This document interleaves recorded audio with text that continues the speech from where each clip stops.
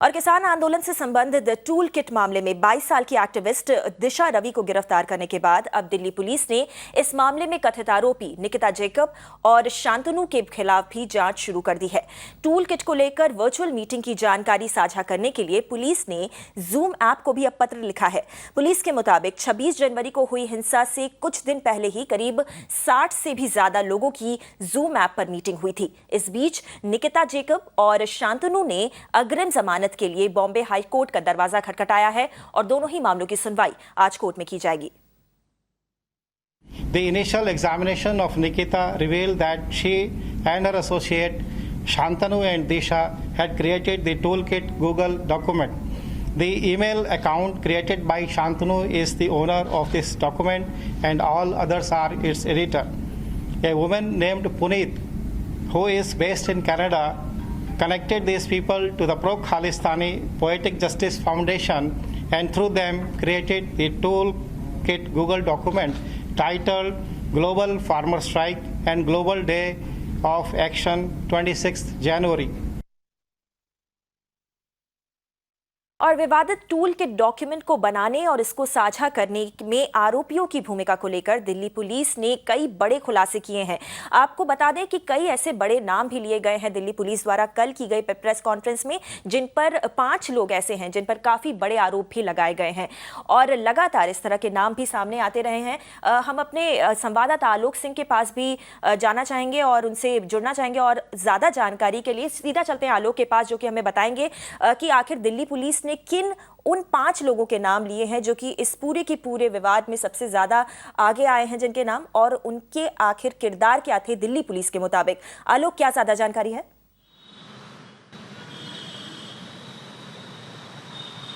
जी देखिए, 4-5 नाम सामने आए हैं, जिसमें से 3 इंडियंस हैं और 2 विदेश में रह रहे लोग हैं। उसमें से एक मो धालीवाल जो कि कनाडा में है और एक पीटर फ्रेडरिक जो कि बताए जाते हैं यूएस नेशनल है और यूएस सिटीजन है और अभी फ़िलहाल उनकी लोकेशन बताई जाती है कहीं मलेशिया में है। तो जो बाकी 3 लोग हैं, जिसमें से एक दिशा रवि की गिरफ्तारी हो चुकी है, जो 2 बाकी हैं जिनके खिलाफ नॉन बेलेबल वारंट इशूड है, शांतनु और निकिता जैकब। अब इनके रोल की अगर हम बात करें तो जैसा हमने कल भी बताया था अपने दर्शकों को कि पहले एक मीटिंग हुई थी, जूम मीटिंग, और जूम मीटिंग में डिसाइड हुआ था कि एक टूल किट बनाना है और उस टूल किट में क्या क्या कंटेंट्स डालने हैं ताकि और ज़्यादा लोग इस किसान आंदोलन से जुड़ सकें।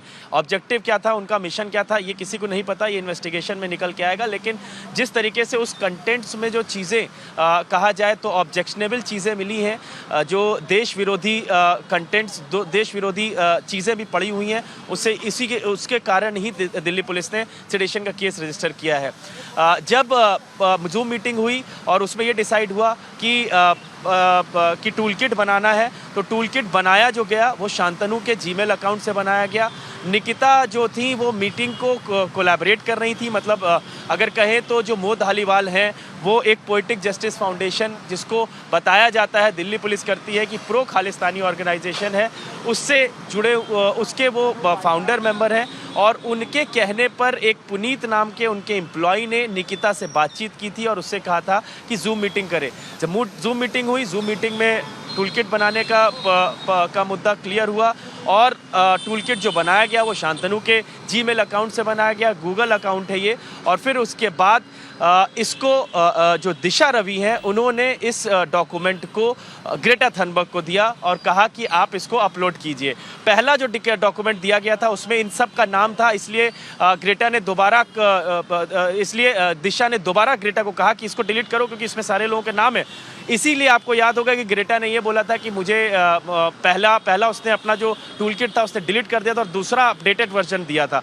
तो जो दिशा थी उसने दोबारा अपडेट करके उसके बाद दोबारा उसको भेजा और फिर वो अपडेटेड वर्जन अपलोड किया गया। लेकिन तब तक दिल्ली पुलिस की जो इन्वेस्टिगेशन टीम थी और जो बेसिकली साइबर यूनिट्स हैं वो ऑलरेडी ट्रैक रख रही थी कि क्या क्या किसान आंदोलन से जुड़े हुए लोग हैं जो इसको लगातार प्रोवोक करने की कोशिश कर रहे हैं। उन्होंने तुरंत स्कैन किया और टूल किट को अपने पास रख लिया और उसके बाद जब देखा कि टूल किट में इस तरह के कंटेंट हैं उसके आधार पर उन्होंने केस रजिस्टर किया।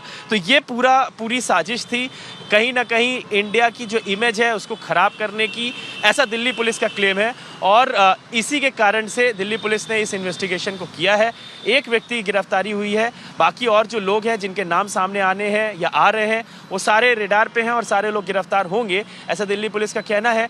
फिलहाल 2 नाम जो जैसा मैंने बताया, शांतनु और निकिता जैकब, उनकी गिरफ्तारी के लिए कोशिश की जा रही है, ऐसा दिल्ली पुलिस कह रही है।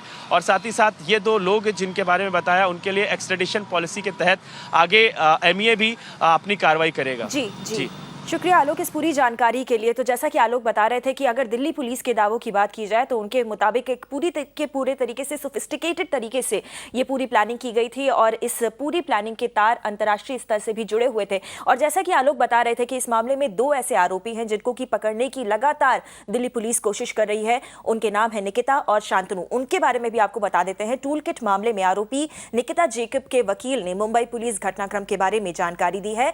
निकिता के वकील के मुताबिक निकिता ने किसान आंदोलन की आवाज अंतर्राष्ट्रीय मंच तक पहुंचाने के लिए एक्टिविस्ट के एक ग्रुप के साथ काम किया था। निकिता के वकील की स्टेटमेंट में जूम कॉल के बारे में भी जिक्र किया गया है जिसमें कथित तौर पर Khalistani group poetic justice foundation के सदस्यों ने भाग लिया था। बयान में यह भी कहा गया है कि उस कॉल में अलग अलग पृष्ठभूमि यानी कि बैकग्राउंड के लोग जुड़े हुए थे और कॉल करने वाले ने यह स्पष्ट किया था कि अभियान का मकसद केवल किसानों के मुद्दे पर ध्यान केंद्रित करना था, ना कि इसे कोई धार्मिक या फिर राजनीतिक रंग देने का इरादा था। सांध्या गोरा हमारे साथ जुड़ रही हैं और ज्यादा जानकारी लेकर। तो सांध्या, एक बार फिर से ये कोशिश की गई है निकिता जैकब के वकील द्वारा उनका जो स्टैंड है इस पूरे मामले में उसको क्लियर करने के लिए। आज उनकी बेल याचिका पर भी सुनवाई होनी है। क्या ज्यादा जानकारी दे सकती हैं आप? देखिए गौरी, आज करीब दोपहर के बाद में निकिता जैकब द्वारा जो ट्रांजिट एंटिसिपेटरी बेल की याचिका दायर की गई है उस पर सुनवाई होगी और उसी वक्त के आसपास शांतनु मुलुक ने भी जो Aurangabad bench of Bombay high court में याचिका दी है उसी तरह की अपील की है, वो भी सुनवाई के लिए आएगी। अब देखिए, कल जो एक स्टेटमेंट सामने आया है निकिता जैकब का, वो स्टेटमेंट, वो बयान जो कि उन्होंने दिल्ली पुलिस को दिया था जब दिल्ली पुलिस के लोग उनके घर पे गए थे, इसे स्टेटमेंट से बयान और शिकायत बता रही हैं निकिता जैकब। उसमें उन्होंने पूरी एक टाइमलाइन दी है कि कौन सी तारीख 21 नवंबर से शुरुआत की है कि अपने खुद के जुड़ाव की इस पूरे मूवमेंट से उन्होंने कहा कि 21 नवंबर को उनकी संस्था और बाकी सारे और कई सारे जो कार्यकर्ता, सामाजिक कार्यकर्ता, पर्यावरण के कार्यकर्ता के जो ऑर्गेनाइजेशन है, मूवमेंट है, उनका जुड़ाव शुरू हुआ इस फार्मर्स प्रोटेस्ट से, किसानों के प्रोटेस्ट से शुरू हुआ। उसके बाद एक-एक करके उन्होंने बताया कि इससे और ज्यादा लोग जुड़ते गए। उन्होंने ये कहा है कि एक जूम कॉल, जिसके बारे में दिल्ली पुलिस भी पहले बात कर चुकी है, गौरी आप भी बात कर रही थी उस बारे में, 11 जनवरी को हुई जूम कॉल के बारे में भी बताया गया है, जिसमें कि कहा गया है कि सभी तरह के लोग उसका हिस्सा थे, वकील, वकील, सामाजिक कार्यकर्ता और बाकी सारे लोग। लेकिन जो कि होस्ट कर रहे थे कॉल, उन्होंने साफ कर दिया था कि इसका मकसद किसी भी तरह का कोई धार्मिक या राजनीतिक मकसद नहीं है, सिर्फ और सिर्फ किसानों के साथ खड़े रहने का, उनकी आवाज उठाने का मकसद है। उसके बाद निकिता और शांतनु ने काम करना शुरू किया टूल किट पे। 12 जनवरी के बाद से काम शुरू हुआ। 17 जनवरी होते होते टूल किट काफी हद तक तैयार हो गया। 24 जनवरी को, क्योंकि एक पूरी कई सारी संस्थाओं का ग्रुप था ग्रीनविच फार्मर्स, तो उसमें से एक संस्था ने इस पर्टिकुलर इस टूल किट को फॉरवर्ड कर दिया था जस्टिस पोएटिक फाउंडेशन को, पोएटिक जस्टिस फाउंडेशन को, और इस तरह से पूरा मामला सामने आया है। इस पूरे टाइमलाइन में बार-बार निकिता जैकब का कहना है कि जो वो करना चाह रहे थे, बाकी सारे जो वॉलंटियर्स भी थे जो इस मूवमेंट से जुड़े हुए थे, एक पीसफुल डिजिटल प्रोटेस्ट की बात हो रही थी बार-बार। किसी भी तरह से किसी को नुकसान पहुंचाने की कोई मंशा नहीं थी, कोई भड़काने की मंशा नहीं थी, जिसे कि इंसाइटिंग वायलेंस कहा जा रहा है दिल्ली पुलिस द्वारा, वैसी कोई मंशा नहीं थी। इस बात पर बार-बार जोर दिया गया है निकिता जैकब द्वारा। एक पूरी टाइमलाइन के तहत बताया गया है कि किस तरह से पहले वो जुड़ी, उसके बाद टूल किट तैयार हुआ, उसके बाद किस तरह से वो टूल किट ग्रेटा थनबर्ग तक पहुंचा, उसे एडिट करना पड़ा और फिर से अपलोड करना पड़ा। सॉरी। जी बिल्कुल, देखना होगा इन सब दलीलों को कितना कोर्ट सुनता है और उनको राहत देता है या नहीं। आज उनकी अग्रिम जमानत याचिका पर सुनवाई करेगा कोर्ट, उस पर भी नजर बनाए हुए हैं। सांतिया, शुक्रिया फिलहाल के लिए, आपके पास जानकारी के लिए आते रहेंगे हम। फिलहाल इस बड़ी खबर में इतना ही, आगे बढ़ते हैं। बुलेटिन में आपको बताते हैं कि आखिर क्या कुछ हो रहा है। अगर बात करें तो इस मामले की पश्चिम बंगाल की जो सीएम है ममता बनर्जी, उन्होंने भी सरकार पर हमला बोला है। ममता बनर्जी ने अपनी ही पार्टी के उपद्रवियों को बचाने और कार्यकर्ताओं, पत्रकारों के विरोध को कुचलने का आरोप लगाते हुए सरकार पर निशाना साधा है। I am really sorry that who are the guilty and who are the doing the mistakes, and especially the BJP IT cells. They cannot spare a 21 years girl, or they cannot spare the Delhi journalist or the Keralian journalist or the Bangalore journalist or the student, but they can spare only their nuisance created people. That is most unfortunate. तो देखा आपने किस तरीके से विपक्ष लगातार इस पूरे मामले पर केंद्र सरकार पर निशाना साध रहा है, मगर केंद्र सरकार के 2 शीर्ष मंत्री 22 साल की दिशा रवि की गिरफ्तारी के बचाव में उतर आए हैं। केंद्रीय मंत्री गिरिराज सिंह ने अपने ट्वीट में लोगों को 26/11 के मुंबई हमले के दोषी अजमल कसाब की उम्र के बारे में याद दिलाया और कहा कि विपक्ष को बांटने वाली ताकतों का समर्थन नहीं करना चाहिए।